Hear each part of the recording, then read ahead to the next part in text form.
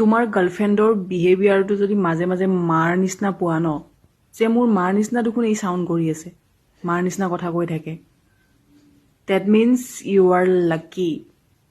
বুজি পাইছা? তোমাৰ গাৰ্লফ্ৰেণ্ডজনী যদি তোমাৰ মাৰ নিচিনা তোমাৰ কেয়াৰ লয়, কথা কয়, মানে তুমি বহুত বেছি লাকি। তুমি সেইজনী ছোৱালীক কেতিয়াও নিজৰ লাইফৰ পৰা যাব নিদিবা, কিন্তু এই কথাটো মনত ৰাখিবা।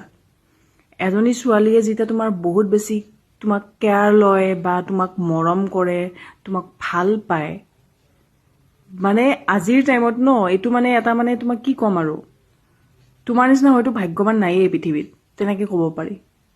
বুজি পাইছা? বয়ফ্ৰেণ্ড কোৱা, হাজবেণ্ড কোৱা। চ' যদি এনেকুৱা লাগে যে মাৰ নিচিনা হ'ব আহে, বেছি অভাৰ দেখাই, নহয়, সেইটো বেয়া নাপাবা।